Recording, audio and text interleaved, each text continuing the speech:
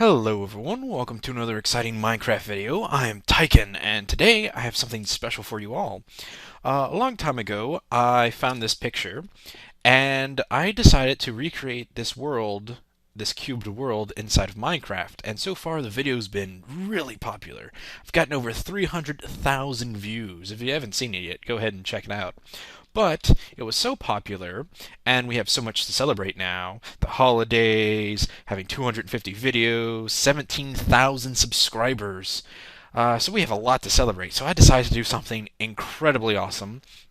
This one picture inspired me so much, I decided to make and design my own cube world. And today, I want to show you all what I've been up to. This is my cube world V2. I actually designed this by copying, pasting terrain, editing a lot of it. I used a lot of Minecraft Edit and Creative Mode, but that's the only two tools I used to make this thing. A lot of it was hand customization, because naturally terrain just don't fit perfectly together when you copy and paste it. Um, a lot of this work was actually me. I found an NPC village because I wanted something decorative to put on top of it and something kind of cool. I wanted something simple, nothing too extravagant. So I found a nice little NPC village, and not only did I add and modify to it a bit, of course, since the roads aren't gravel, but I also did a lot of interior work as well. As you can see in here, I redecorated, made all the little houses, made a better anvil out of iron and a quelcher, some or quince, whatever the hell it's called. Put fences around the farm so farm animals don't get them. I didn't actually put that sheep there. I have no idea how it got there, but I decided to leave it because it's pretty funny. Each house is fully decorated. This is a little storage room that I turned from a house. Of course, there's a little wheat farm still. Let me go ahead and put it to midday so we don't have to worry about night.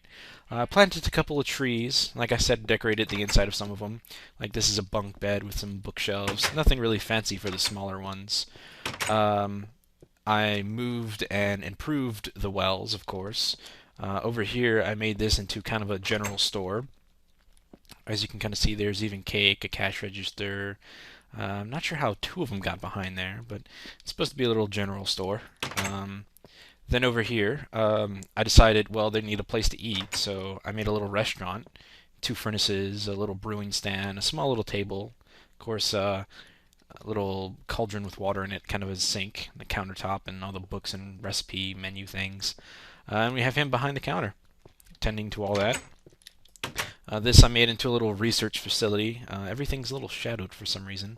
Then we have a little room down here for him to live in. Kind of nice little decorative place. Gave him a closet and some shelves. Nothing too advanced. But I went around decorating this. I spent 3 days, well, not 3 total days, but 3 days worth of work and many hours in each day. This is a little outhouse. Decorating this from the inside out, adding my own little touches. Not only just decorating the inside, but the outside took so much work. I'll give you a brief example, but I even added a little cemetery here next to the church, which I also modified. Kind of not too fancy. Like I said, limited workspace and everything, but I customized everything on top. I even added a few trees. This entire side right here, which one of the villagers apparently decided to climb. This thing was completely barren, had no trees or anything, so I went around planting trees, making it look just right, editing it, doing everything I can to make it look just right. This side also had a lot of work. In fact, every side I hand detailed because there's, of course, a lot of problems. I had to make certain things look good, and of course, it isn't perfect because it's hard to get every single detail when you have a world this big. I started off with an 80 by 80 cube, which is a total of, I want to say, 5 chunks together, and each chunk is 16 blocks, of course. But when I copied this as a schematic, I noticed it was 110 by 110, and I think 90 deep.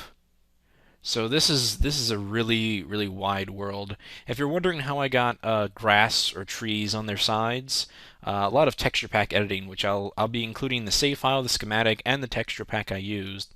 A lot of these things are just other blocks that have been reskinned. If you're wondering how I got the water to stay, I made glass invisible and put it in front of the water. As you can see here, you can't get through it. And like I said, I did a lot of editing, and this world took many hours. I was even working on it on Christmas Day. Well, the little bit of free time I had, I was working on it Christmas Day because I really wanted something special to show you all for Christmas. But sadly, when I originally started this, I was only going to have the top and the two sides just like the original world, but I was like, well, I wanted to do something better, so I made it like a real world and I put it on all four sides, well, five sides. I didn't do the bottom simply because it would be really hard to see, especially because it would be dark and everything, and it was already really close to reaching the sky limit, so there was very little I could do with it. Uh, each corner was really blocky and hard to do, so I had to customize each corner, make sure it was detailed but look natural and realistic. Again, it isn't perfect, but it is still. I've put so much time and effort into this thing. Anyway, my last video got a lot of likes and a lot of views, and I'm hoping this one does too. If it does, I plan on making a third one. Probably smaller, but much more detailed with smaller things, like like kind of like the first one and this one combined. I was also thinking of possibly making an adventure map or or something like it, kind of like a survival map, adventure, survival, one of the two. Based on cube worlds, like make a series of them, perhaps combine them together, kind of like Skylands or Sky Island or whatever that adventure map is. I can't remember the correct name off the top of my head, but it's a small floating island in the sky. I would like to make an adventure map similar to that here. Um, of course, it'd be. I'm not sure how it would work as well without the textures, because like I said, some of these blocks are just reskinned other ones, so I'll have to figure out what I want to do with that. But I think it would be a really fun endeavor, and I hope you all enjoyed this. Like I said, I'll be including the download and everything for you all to enjoy, and of course it will be on creative, so you can fly around and explore and just generally have fun with it. See if you want to do anything yourself or whatever. But that's going to be it for this video. I hope you appreciate all my hard work and just love this video in general. Like I said, if I get enough likes, I'm going to say 2,000 since my last one got at least 3,000.